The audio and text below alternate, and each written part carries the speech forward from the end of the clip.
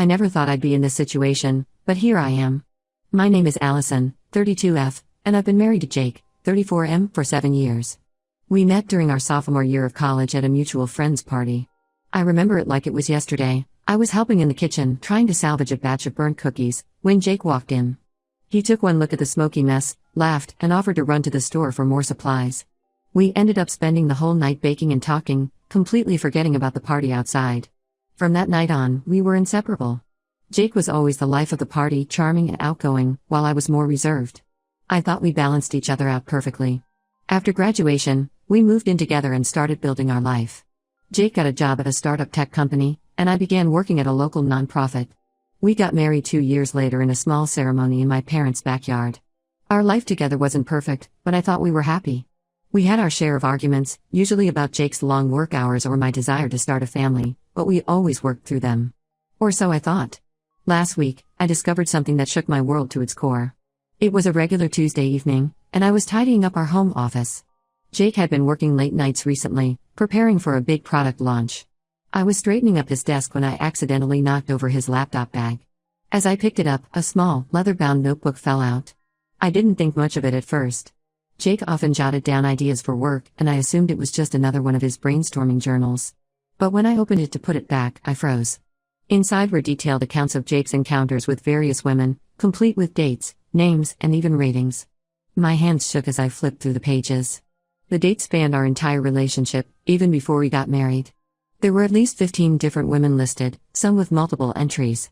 I recognized a few names, co-workers, friends of friends, even one of my cousins, Megan, who had stayed with us for a week last summer while she was job hunting in the city. I felt like I couldn't breathe. This couldn't be real. Jake and I had always been honest with each other. We'd even had conversations about fidelity early in our relationship. Jake had been cheated on by his high school girlfriend, and he always said how much it had hurt him. How could he do this to me? I sat there for what felt like hours, reading and rereading the entries. I kept hoping it was some kind of sick joke or a writing exercise gone wrong. But deep down, I knew it wasn't. The details were too specific, too personal to be fiction. When Jake came home that night, I confronted him. At first, he tried to play it off as a joke, then as a fantasy journal. But when I started quoting specific entries, his face fell. He admitted to everything. Jake begged me not to leave him. He said he had a problem, that he'd been struggling with sex addiction for years. He talked about how the pressure at work had been getting to him, how he turned to these encounters as a way to cope with stress. He promised to get help, to change.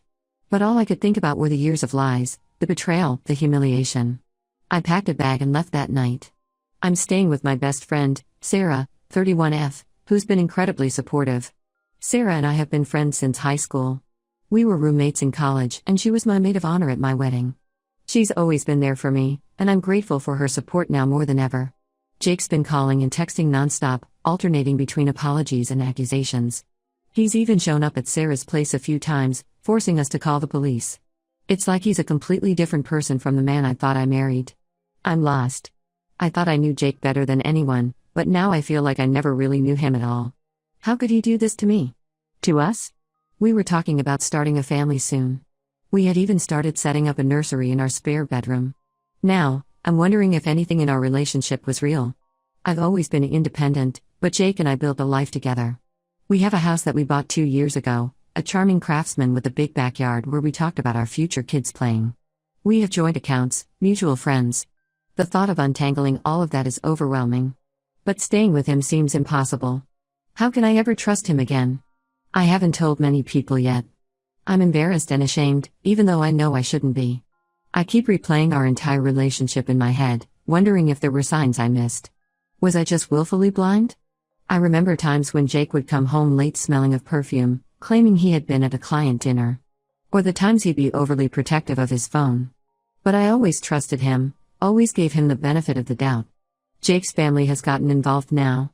His sister, Emma, 29F, called me yesterday. Emma and I have always been close, we even started a book club together last year. But now she's trying to convince me that Jake's behavior was just a phase, that all men struggle with fidelity. I was furious. This wasn't a one-time mistake or a moment of weakness. This was years of calculated deception. I'm considering my options now. Part of me wants to just walk away from everything and start fresh somewhere new.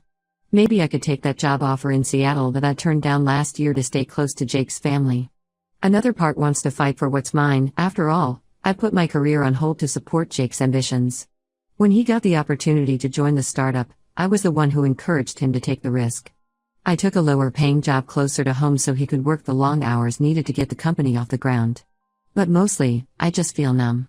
The future I thought I had, the home, the family, growing old together, it's all gone. Replaced by this horrible reality where the person I trusted most in the world has been lying to me for years.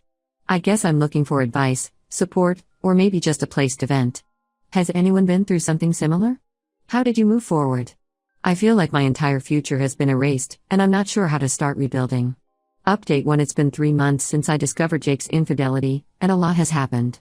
I wanted to update you all because your support and advice have been invaluable during this difficult time. After my initial post, I decided to take some time for myself. I extended my stay at Sarah's place and took a leave of absence from work. My boss, Karen, 45F, was incredibly understanding. She even shared that she had gone through a similar situation in her first marriage. I needed space to think and process everything without Jake's constant attempts to contact me.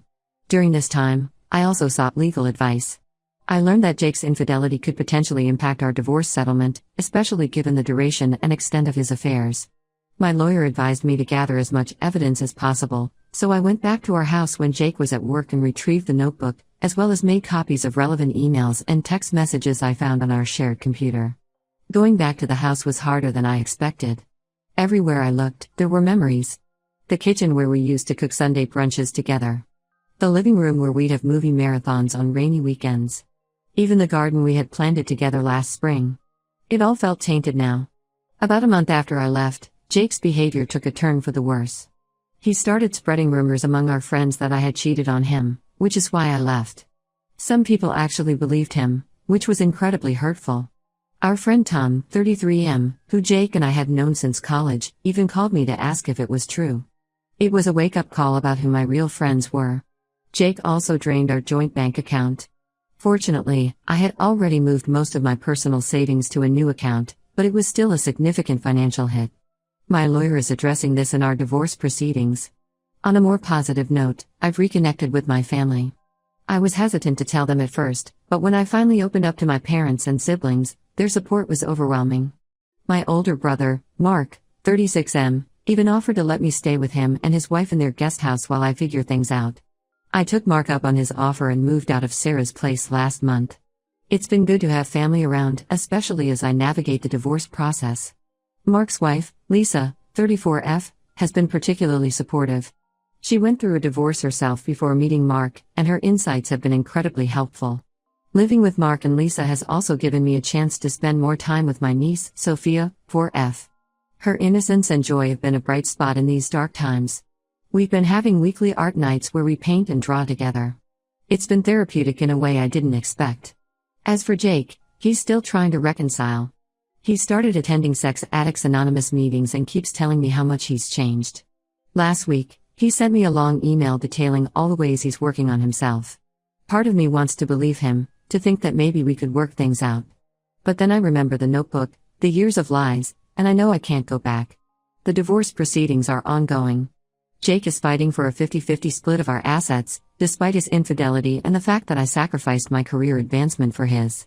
It's frustrating, but my lawyer assures me we have a strong case.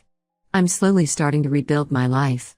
I've returned to work and even started taking a photography class at the local community center, something I've always wanted to do but never had time for when I was with Jake. It's not easy, and there are still days when I feel overwhelmed by sadness and anger. But I'm taking it one day at a time. Thank you all again for your support. I'll update again when there are significant developments in the divorce proceedings or my personal journey. Update 2. Hello everyone. It's been another 3 months, and I wanted to give you all an update on my situation. The divorce proceedings are still ongoing, but we're making progress. Jake initially tried to drag things out, hoping I'd change my mind, but he's finally accepted that our marriage is over. We're now in the process of dividing our assets. One major development is that I've decided to sell our house. Too many painful memories are associated with it, and I want a fresh start. My lawyer has ensured that I'll get a fair share of the proceeds, considering my contributions to our marriage. It was hard to make this decision. I love that house and all the plans we had for it. But every time I think about moving back, I remember finding that notebook in the office, and I know I can't live there anymore. I'm still living in Mark and Lisa's guest house, but I've started looking for my own place. It's both exciting and terrifying to think about living on my own again after so many years, but I know it's an important step in my healing process. I've been looking at apartments closer to the city, near my work. The idea of a shorter commute and being closer to the vibrant city life is appealing. Work has been a welcome distraction. I've thrown myself into new projects and even received a promotion last month. It feels good to be recognized for my efforts, especially after years of putting my career second to Jake's. My boss, Karen, has been incredibly supportive throughout this whole process. She's become something of a mentor to me, helping me navigate office politics and encouraging me to take on more responsibilities. As for Jake, he's still attending his SAW meetings and has started seeing a therapist. Part of me is glad he's getting help, but another part is angry that he didn't do this years ago when it could have made a difference. He's asked to meet and talk things through, but I'm not ready for that yet. Maybe someday, but not now. The photography class I mentioned in my last update has become a real passion. I've made some good friends there, and we often go on weekend photo walks together. It's nice to have a hobby that's just for me. Last week, I submitted some of my photos to a local art fair. I don't expect to win anything, but just putting my work out there feels like a big step. I've also started dating again, very casually. Nothing serious, just coffee or dinner here and there. It's strange to be back in the dating world after so long, but it's helping me rebuild my confidence. Last week, I had dinner with a guy named Alex, 35M, who I met through a mutual friend. It was nice, but I'm not ready for anything serious yet. There have been some tough moments too. Jake's family is still trying to pressure me into reconciliation. His mother called me last week, crying and begging me to give Jake another chance. It was hard, but I stood my ground.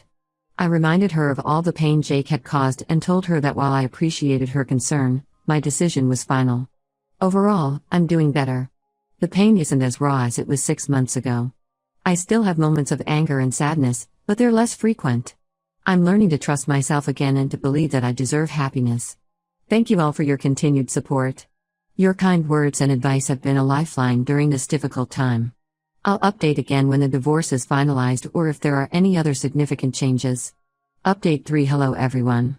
It's been a year since my original post, and I wanted to give you all a final update. The divorce was finalized last month. It was a long and often frustrating process, but it's finally over. In the end, I received a fair settlement, including half of the proceeds from the house sale and a portion of Jake's business assets. It's strange to think that our 7-year marriage has been reduced to a stack of legal documents and a division of property. I've moved into my own apartment. It's smaller than the house Jake and I shared, but it's all mine. I've enjoyed decorating it and making it feel like home. My photography hobby has evolved into a small side business. I do portrait sessions on weekends, and I've even had a few of my landscape photos featured in a local gallery. Last month, I was hired to photograph a friend's wedding. It was challenging but incredibly rewarding. Work continues to go well. I've taken on more responsibilities and am being considered for a management position. It feels good to be valued for my skills and hard work. Karen, my boss, has become a good friend and mentor. We often have lunch together, and she's been instrumental in helping me navigate my career growth. As for Jake, we've had minimal contact since the divorce was finalized. He sent me an email apologizing again for everything and wishing me well. I appreciated the gesture, but I have no desire to maintain a friendship or any kind of relationship with him. I heard through mutual friends that he's still attending his SAW meetings and has started volunteering at a local animal shelter. Part of me is glad he's making positive changes in his life, but I'm focused on my own path now. I've continued dating casually, but I'm in no rush to get into another serious relationship. I'm enjoying my independence and focusing on my personal growth. I've been seeing someone, David, 37M, for a couple of months now. He's kind and understanding about my past, and we're taking things slow. My relationships with friends and family have deepened over this past year. Sarah and I still have our weekly movie nights, and I've become closer to my siblings. Mark and Lisa's guest house became a second home to me during the divorce process, and I'm grateful for their support. Looking back, I can see how much I've grown and healed since that terrible day when I found Jake's notebook. While I wouldn't wish this experience on anyone, I've learned a lot about myself and my resilience. I'm stronger than I ever knew I could be. To anyone going through a similar situation, know that it does get better. It's not easy, and there will be tough days, but you're stronger than you think. Take it one day at a time, surround yourself with supportive people, and don't be afraid to ask for help when you need it. Thank you all for being part of my journey. Your support and encouragement have meant more than I can express. This will be my last update. It's time to close this chapter and focus on the future. Wishing you all the best.